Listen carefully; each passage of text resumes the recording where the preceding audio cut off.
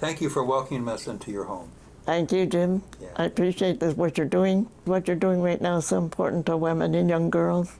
I was raised in North Dakota during the Great Depression, the Dust Bowl, the stock market crash, probably the worst decade of our history of our country, maybe. But that was in North Dakota. My great-grandparents were pioneers. They came here from Austria. So I got a pioneer background in Dawson, North Dakota. Yeah, it was just a small little town. So what year did you graduate? Just before we went to Seattle, the school was out, it was like May, and we went 1943, early 1943. So you were in North Dakota when Pearl Harbor was attacked. Oh, God, I remember that day so well. It was a Sunday, and my sister and I had been to a matinee. And when we came home, our folks were sitting by the radio, very upset. And we said, well, what had happened? They said Japan had bombed Pearl Harbor. And I stood there. I was just a teenager, and I stood there and I said, I don't think I even know where Pearl Harbor is. I knew we had a fleet out there somewhere, but I thought that was unusual. But as I've traveled with these veterans, so many of them tell me they felt the same way. They weren't sure where Pearl Harbor was. We weren't sophisticated about the rest of the world. You know, we were selling scrap metal to Japan for years before that, never realizing that they would use that against us. When did you become a Rosie? Well, that's why we went to Seattle. My girlfriend's father was setting up housing, and we knew we had a place to stay for the summer. And we thought, well, this would be a lark. We'll just go for the summer and come home. But the way it turned out, we all became Rosies. And after a while, we realized the importance of what we were doing. And we just got into the swing of what was important, what our men needed. They needed this equipment. And of course, we needed to win the war. I mean, that was important. They took us downtown for 2 weeks training. They put a piece of sheet metal in a vise. They taught us how to rivet. First, they taught us how to drill. Then they taught us how to rivet, but then they taught us how to buck. We always went in as a bucker. That was where we were the ones that had to crawl inside the wings to buck the rivets, things like that. Is that the first time you ever held that riveter machine? The rivet gun? Yeah. Yes, yeah. Back in the teenage, we didn't even know what a rivet gun was. I know we weren't afraid of war or anything at that time. Yeah. Never dreamt that, what would develop out of it. During your Rosie years, you worked as a riveter the entire war, or just, when did you actually start that job? Do you remember? End of May of 1943. But like I said, they gave us just 2 weeks training. And then into the big factory working on these huge bombers. They take anybody off the street. I mean, you figure I was 17 years old. Yeah. Met plenty of women that were 16 that went to not necessarily Boeing, but at different jobs. And how do the men react? Well, I never experienced this, but a lot of women had problems with the men. I guess probably I was a young teenager. They probably wanted a more mature woman, maybe. But a lot of the women had trouble. Men were very intimidated by the women at that time. For one thing, we became better than a lot of the men. That's a no-no. Women with hands or fingers a little more nibble or whatever, we can move faster. And of course, a lot of times it depends on the size of the rivet gun, things like that. Well, like I said, we were every bit as good as the men. One of the stories I'd love to tell now, I didn't know this when this was told to me. This inspector, now everything had to be inspected and he had control. That's bad because he can make you take the rivets out. He was after this one woman all the time, and the men got away with that at that time, with womanizing, and she just didn't want anything to do with him. And so one day, you could chew, but you couldn't smoke. And he used to spit. One day he spit on her equipment, and she just refused to work. And we thought, oh boy, she's going to get fired. That was the time when Boeing took a stand, and he didn't ever spit on anybody's equipment after that. I don't know whether they ever got rid of him or not, but that was an example. The Boeing facility, I've heard that it was camouflaged. It was. From the top. How? But we didn't know that. I didn't find that out till my daughter and her husband went out there several years ago. They went to Alaska and back down because they heard my Boeing stories all the time. Mm-hmm. It seems like Hollywood made it look just like Levittown, the city. If their plane went over, they had street signs, they had people walking. I mean, mannequins, I imagine. We had no idea it was camouflaged above us. You can see, you can bring it up on the computer. It shows shows it now. One of the things they did, that they had these barrage balloons all over. So if there's any low-flying planes coming in, they hit these barrage balloons. So it would act like a shield as well, Yeah, too. Wow. I never feared an attack. I don't know why. Maybe I was too naive. I don't know. But everything, they had the tunnels underneath. And that was where, like, all the bathrooms and things were. You wore a badge. You couldn't get out of your area. You weren't allowed just to wander where you wanted to at Boeing, the plant. And so I remember going down there. That was in case of bombing. I guess that's why they had the tunnels. I'm not too sure about that, but I'm sure that's the way it was. When the war was over and the men came home, what happened to the Rosies? Oh, and this is so sad because now I was married, so Norm and I, we didn't get home until I think October, November, because, you know, it took a while to set up all the stations for men that were coming home. I left Boeing to be married. I understand that when the war was over, Boeing just gave them like their time slip, and the next day they went to the paymaster and collected their money, and they're out the door. Now, my sister was still there. Now, and I think that that's what happened to her. Now, I'm not real sure because she went back to the Middle West. But when you were just out on the street when the war was over. Some men were able to maintain their job, but not very many. When the war was over, you know, I was expecting my first child, and naturally the women went back and you know to being mothers and what have you. I was at a program, a women's club, and that's one thing she asked me. She says, "What happened when the war was over? Did you just go back into the kitchen?" And I said, "Yes, and the bedroom. That's where all these baby boomers came from." I never found the count. I'd like to know. And the next 2 years or 3 years after the war, how many babies were born was when the men came home, the hospitals, they were just packed when I had my first child with women, pregnant women. You know, there's a lot of women that made footprints in the sand before us, but they didn't have the numbers. We had thousands and thousands of women that opened doors. I mean, we proved how capable women were. Look at the different things we did. There was nothing we refused to do. But you know, this was the quality of women at the time. There was nothing that we didn't. We just stepped into a man's shoes when they went to war.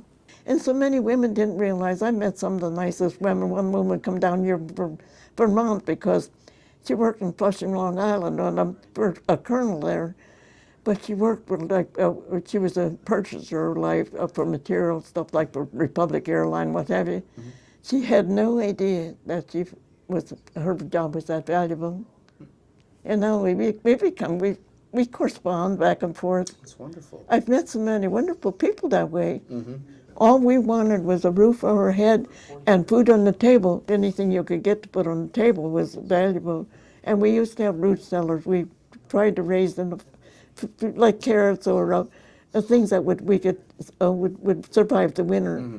And I can remember by springtime, I can remember sometimes those vegetables were, my mother called them pithy. The carrots were pithy. We ate them. Yeah. And you wanted to live. How many pairs of shoes did you have during the war? Because I know rubber was kind of... One, maybe two. Well, you know, during the Great Depression, we put cardboard in. We had holes in the bottom of our shoes. We put cardboard in our shoes until we finally got, sometimes as things moved on and got more modern, they had shoemakers that would put a rubber sole on over that hole. And you know, you're talking about clothes.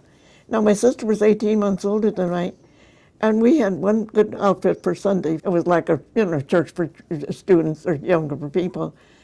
And I couldn't wait for my sister to grow out of her everyday or good dress because then it would be mine. And you know, we had galvanized tubs to take baths.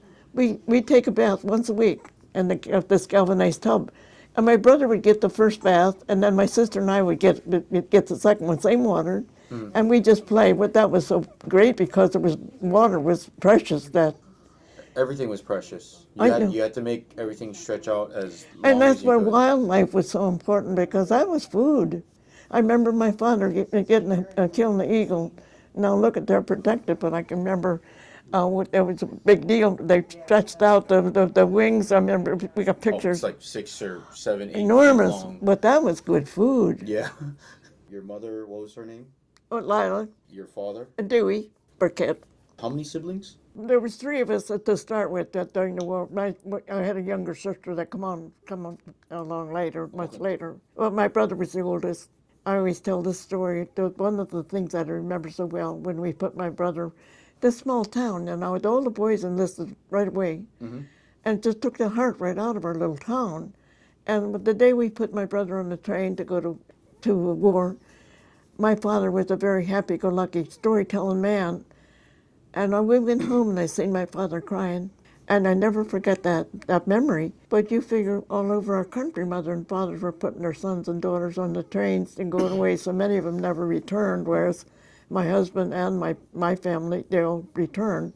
My husband had three brothers beside himself. They were all in different areas. Your brother joined which service? The Navy. The Navy. Was he in the Pacific or the Atlantic? No, he was in the Pacific. He spent most of his time at Leyte Island or, Guam, Philippines. In the Philippines, okay. Philippines, yeah. We never could get him to talk, after the war, men didn't talk. And one time we got a few beers in him, and he started telling, he said, "You've never lived," he said, "one of those kamikaze planes coming at your ship." These are stories that they tell the fear, they keep their fear hidden, know. Your brother's name is? Duane, Duane. My sister, she's 18 months older than me. Okay. She's the one that went to Seattle with me, her and my girlfriend. Oh, so there's four siblings. Well, four altogether, yeah. Altogether, yeah. Gotcha, I'm sorry, I just wanted to double check. Can you tell me about your mother? Because you mentioned that your mother was one of the first Rosies. I think she was one of the very first because when all these young boys enlisted, so did my uncle, and he was a rural mail carrier who took the mail out into the country. Well, the country had no electric, no communication at all. And I think it was federal at the time, I'm not sure. But somebody had to do their job. They just gave it to my mother. And my mother, like I said, if you know how bad those blizzards or how those Midwestern winters can be, you know what a challenge that was for a woman. If she was late or delayed, especially in a blizzard or something, if farmers would come looking for her, maybe on a tractor or horse, make sure she wasn't frozen or just stranded on the snowbank. So that was a challenge for women. And that was a really important job. Well, yeah, because the mail had to go. The mail went regardless. What do they say? Rain, wind, snow, storm, the mail goes through. I'm sure a lot of your husband and your brother, for the men overseas, getting a letter from their family was really huge. Oh, so your mother was just like every Rosie, that was such an amazing job. Everything was secret, they couldn't tell anything or you didn't know where they were, things like that. You didn't go to... I didn't go till 43. Until 43, and that was in Seattle. Yes, I went to Seattle. The Boeing plant. Yeah. Why was it so important to you to join the war effort? I was a teenager, and I didn't think much about I was concerned about the war, naturally. But I thought Seattle would make some money for the summer. I thought it'd be a lark, never thinking that the reason I'm going or how I'd end up so patriotic and so important that we do a good job and make sure that our men got the equipment they needed. But that took a while because at first you think, well, it'll be a lark. Because we came out of the Great Depression where we had absolutely nothing. And so it was nice to have a job, to earn money. Don't forget it was the Dust Bowl too, and the topsoil blew away. There was nothing. You couldn't raise anything. There was no rain, no nothing. And then there was the Great Depression on top of it, where everybody was out of work. And then the stock market crash on top of that. Like I said, it was probably the worst in our history of our country. What was your father's job before the Great Depression or during the Great Depression? Like most of the time, I remember he worked for my uncle on a farm at the beginning. And then we moved into the small town, and then my father worked for a grain elevator. But that came along a little later as the Depression started to get better. President Roosevelt put in some good programs. Mm-hmm. And of course, that put men to work, and now the Dust Bowl was starting to let up. Going back to your time at the Boeing plant, your specific job was what? A riveter. As a riveter on the assembly line? Yeah. Okay. I worked on the wings. My job was mostly on the wings. I built wings. I used to be so fascinated when there was like a 4 or 5, I call them platforms, where they line the wings up and we just moved from one to the other. And when we'd finished one, it was interesting watching them, the cranes overhead, move them and attach them to the body of the plane. Okay, so like there was a main assembly line, and then you would build the wings, and a crane would then take it to the assembly line or to a new location where they would To the attach body, yeah, where to they're attach building the wing. body, yeah. Wow. How fast did it take for you to build a wing? Or within, was it just you, or was it a group who built one wing? No, it was a group, It was a group of us, yeah. of- We watched the mechanics would move ahead of us on this platform. I really don't remember how long it would take, but we moved fast. Because we built, don't forget, we built 5,000 from May 44 until, from Pearl Harbor until then. We built 5,000 planes. My name is on that 5,000 On that plane. 5,000 plane, Uh-huh. yeah. The Boeing plant in Seattle built over 5,000 planes. Just in that just period of the time, B-17, yeah. Yep. I think that all total was 12,000. I'm not sure whether that was. For years, I thought I had rivets in the Enola Gay because I used to keep in touch with a historian. And he said it was possible, but years later I found out it wasn't. It was made in, I think it was Wichita or Omaha. But like I said, when I found out I didn't, I said, oh, well, there goes my claim to fame. So, but in your group, who was building the wing, about how many people were on, like, in just your assembly area? And like on one wing or On one on the, wing, yeah, yes, on one I'd say maybe 6 or 8. Because don't forget, we're moving, the mechanics are moving ahead of us. And then of course, in the cell, that's the end where the engine goes. And now that was attached to that wing. And that was a totally different a thing, because when you could, that's small. When 3 people would get in there was no room to move. And now we had to learn to use a squeeze gun. Like I said, I know there could be 3 at a time in the cell. That's still pretty impressive. It You're is, yeah. You're talking about 6 to 8 people building a wing. There's 3 of us in the cell. I know that up above there are others working too. Usually the mechanic is done before we get in, the bucker, the riveter and the bucker. But if not, well, then you've got 3. Your best estimation, how many people were working in your factory maybe at one time? And all of Boeing? Or in just your one factory? Oh, I have no idea. It was huge. It was huge. I have no idea. Okay. How many hours a day did you work? Normally 8 hours. If something was pressing, then we would work overtime.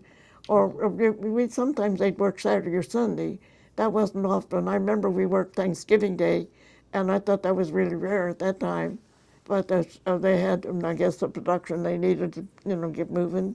Normally you'd only work, what, Monday through Friday? Or Yeah, regular week, yeah. so 5 days, a 5-day work week, okay.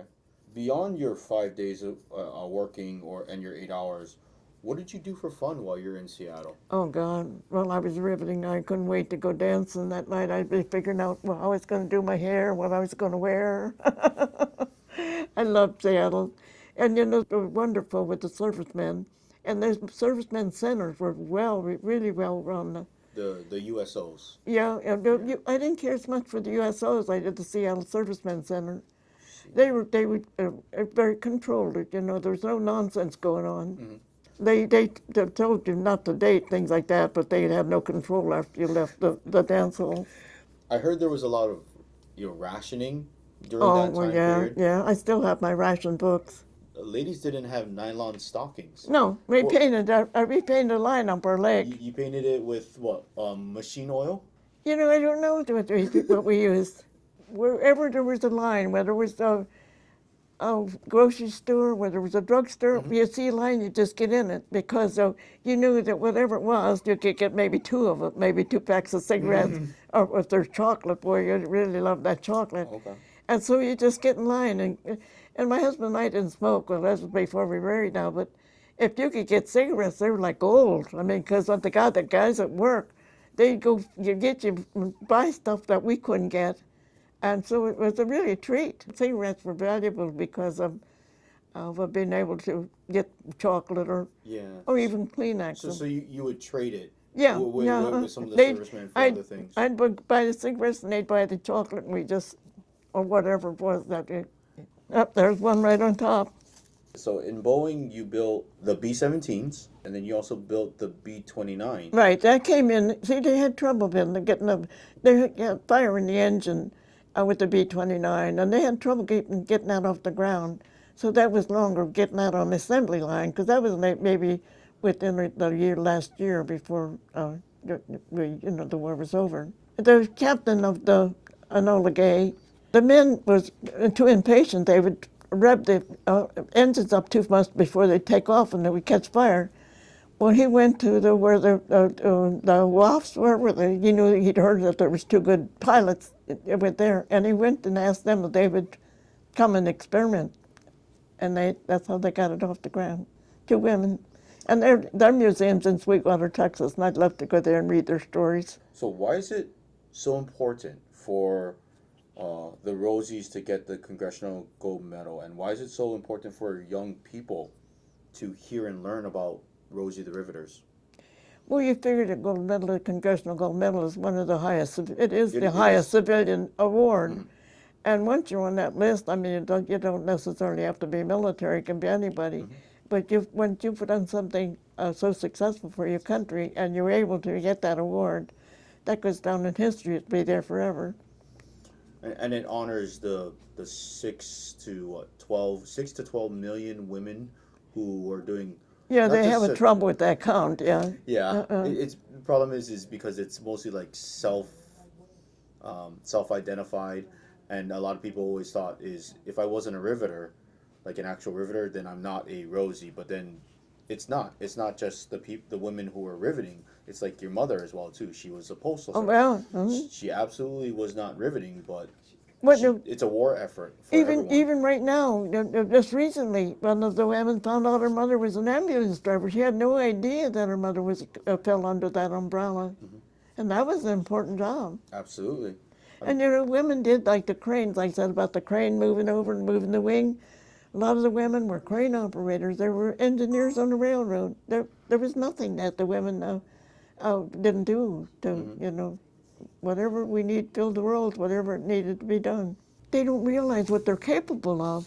We didn't know till we were just more or less thrown into the pot, so to speak. We didn't know how capable we were. We didn't know that we were just as good as a man when it came to the mechanical things. And not everything, but sometimes we were much better than the men. What would be your message to our American servicemen and women right now, who are in the service? The mean veterans or veterans? No, our active duty. Oh, when I go to Washington every November, it's full of young cadets from all over the military, like Annapolis and the different West Point. I just love those cadets. And I always speak to them. I said, they're our future.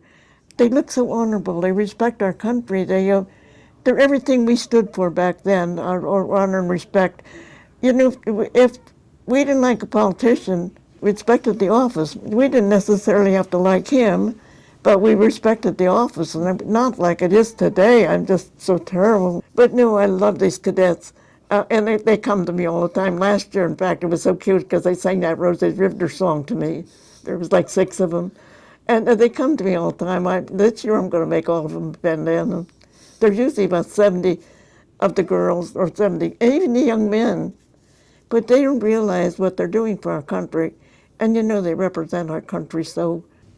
I didn't know how to explain what the pride or joy you take in seeing a group like that together.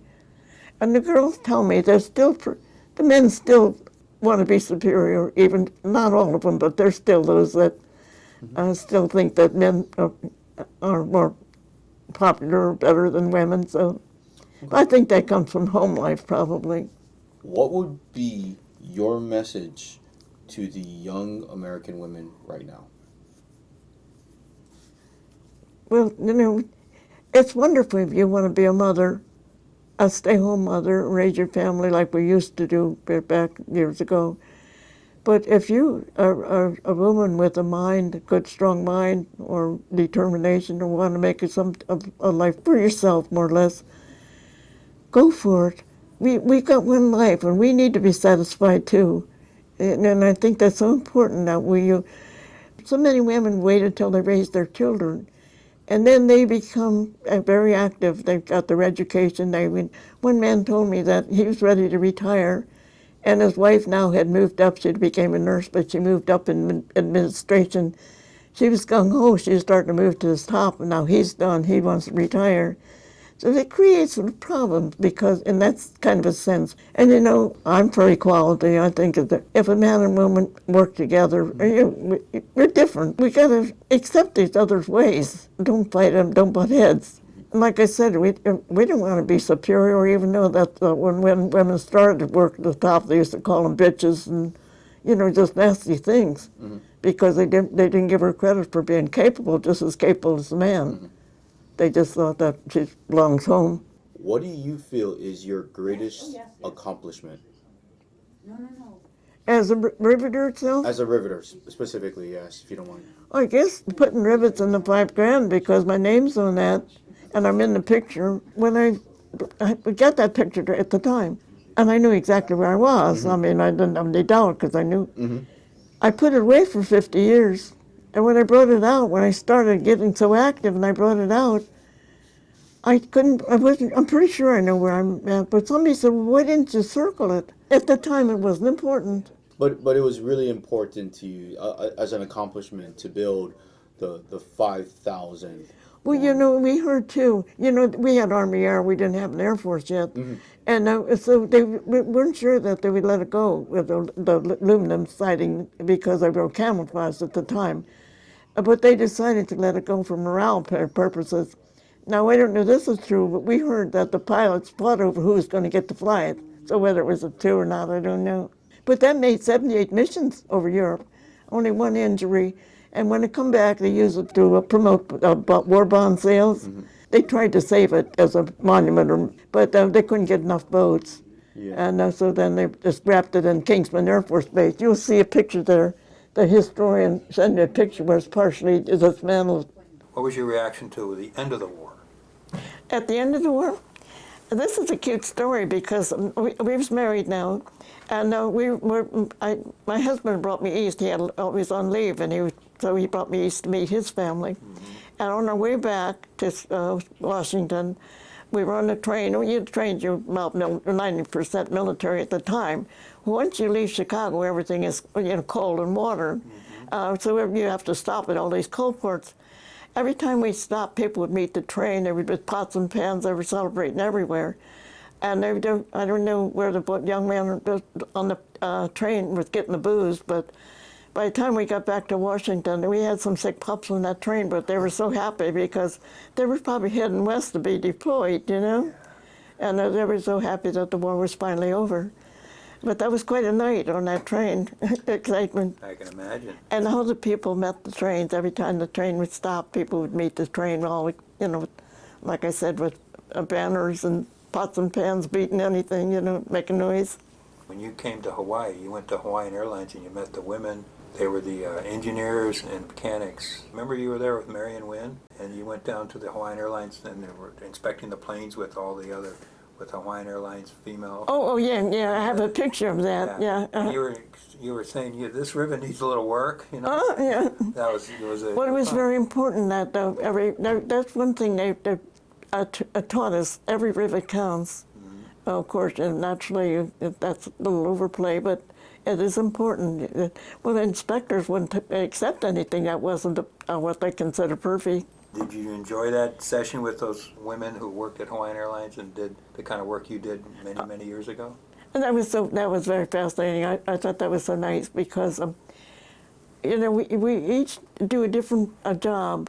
We're so fascinated with what each of us do. I mean, I think it's so wonderful what the outcome of all this, that the women are capable of so many different things. And that was a good example there with the Hawaiian. It was fun talking to them. This is so interesting because when I go to trade schools now, where the women are, there's a lot of women, and they're all learning different things. I think that's so important. I wanted to ask you too about your visits to places like Normandy and Pearl Harbor. So let's start with Pearl Harbor. Oh God, that was so wonderful because, you know, I'd been to Hawaii. I'd visited Pearl Harbor before that because my husband and I went there on our 25th anniversary, our 50th anniversary. But it wasn't military, and we didn't get the stories or understand. We weren't treated the way you treated us when we came to Hawaii, because you had all the history, you had everything there. It was fabulous because we knew the history, but you don't know the details of anything. I didn't know about Ford's Island. I didn't know that everything was docked there. Little things that you learn by being there and having historians tell you the story. So when you went early on with your husband and you went to the Arizona Memorial, right? Yeah. And you saw the names on the wall. What were your thoughts? It was kind of unbelievable, well, especially when you're on the Arizona and you realize that there's still, you know, there's so many men never recovered or never, I'm not sure how many were on the Arizona itself. Of course, you see these movies, you don't know how much is true and how much isn't true. But coming from people like you, as you know your history, you study your history, and it's so interesting.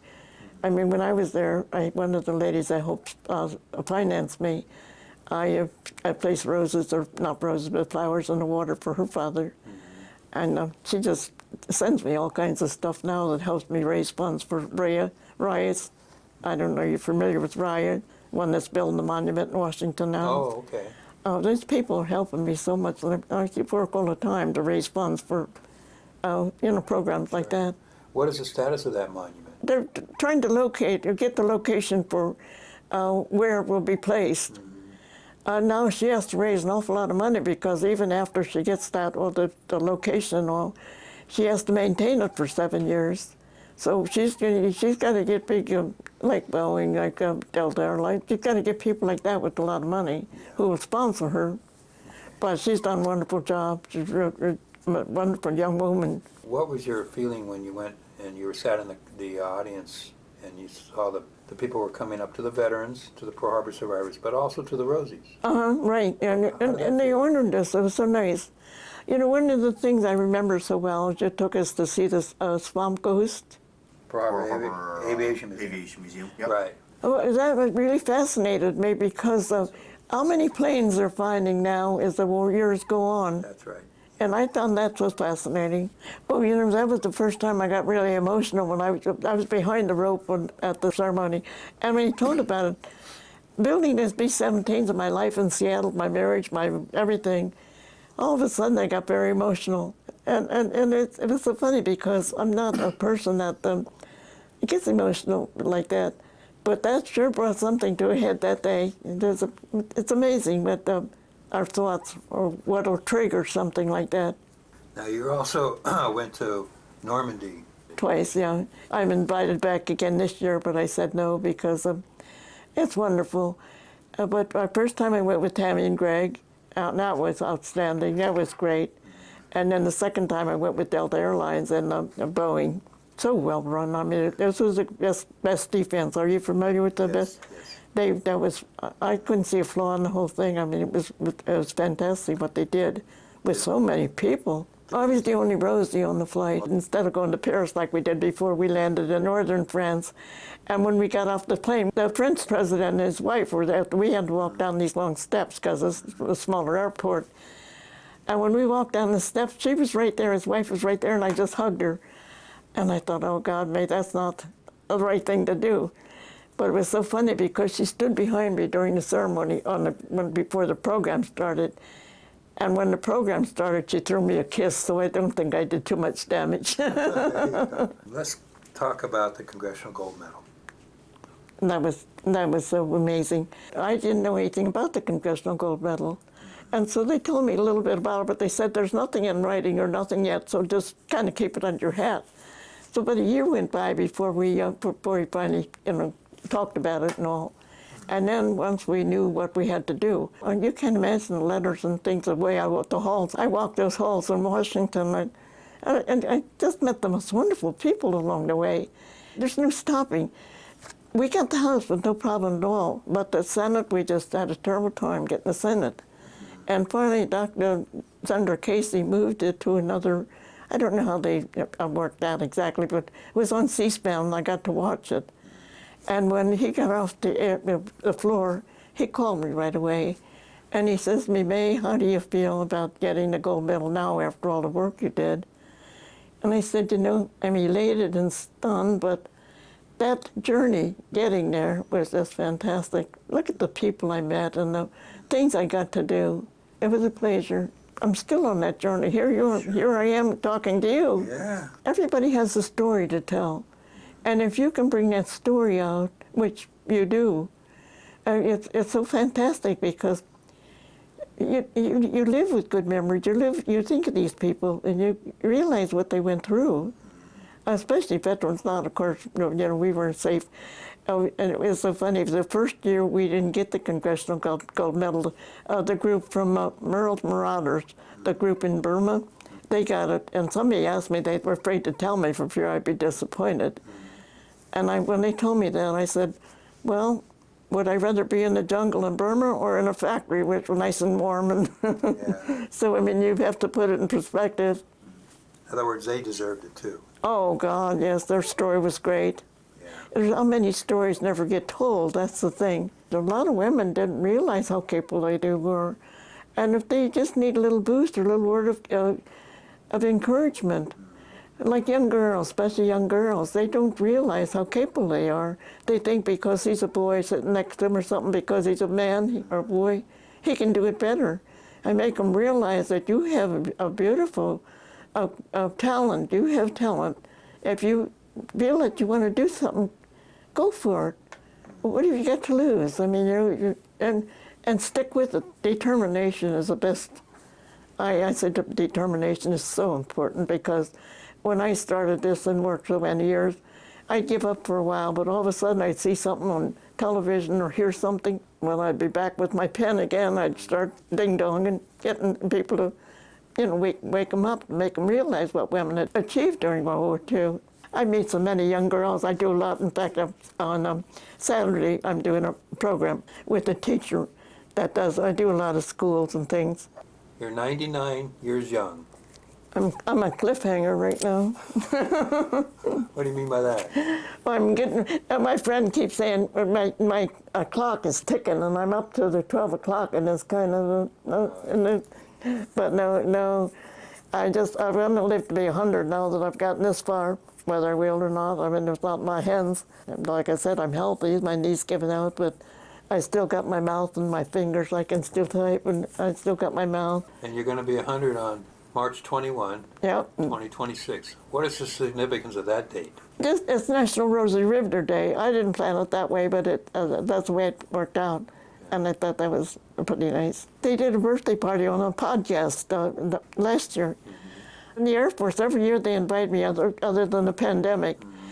When I was in Normandy the first time with Tammy and Greg, I met this Holly, came there from Germany. I forget what her rank is, she's in the Army, Air Force. And she said, would you come speak at one of our fairs? And I thought, well, people ask me, but I never hear anything. And she invited me to Oklahoma City. And so when I did that was a huge one, and that was very rewarding. The one they flew me to in Salt Lake City, you'll have to see the award they gave me, Lifetime Achievement Award. I know this is a replica image of the Congressional Gold Medal, and you had a major contribution to designing it. Can you tell us a little bit about the design of the Congressional Gold Medal? When Senator Casey called me and told me that we'd gotten the medal now, we had to work on the design. And so we all agreed that the front one, which we wanted to include everybody, all of the nationalities, everybody that helped work during the war. So we got 5 pictures of us women. When we come to do the back, they wouldn't let us use the Rosie pose because of a trademark. And so I found this picture on but the Army Ordnance during the war. They called it WOW.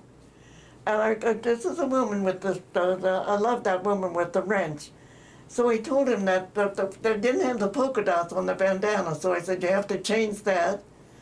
And then we had a tank. We had the tank on the woman's hand, and it looked like a toy. So we asked him to take it out of the hand and put it on a track. And so then they put a rivet in her hand, and I said, well, that rivet, the stem of that rivet's not long enough, so they extended the rivet. I said, I want a B-17 and a Liberty ship on there for the 2 women that worked so hard to get this done. And this is how it turned out, and I was real pleased with the way it turned out. And I think that woman holding the wrench and looking at that rivet, that in itself tells a story. But the CRB-17 and our Liberty ship and our tank, too. I never knew anybody that was in the tank corps. Never met anybody that was with the tanks. So this picture behind you, Now this is the one, this is original. This is the one that we had to do first. They wanted to put me on it, the lady that I was working with, but they won't let you put a real person on it. Right. That's what we told. And so we tried to make sure we had whatever nationality. But we tried to get as close as we could to anybody that, to make them realize that it just wasn't one person. So they're all represented. It's represented all the women, yeah. I know that you accepted on behalf of how many Rosie medals have gone out to individual Rosies? Have that number? No, I don't. I have no I idea. wonder.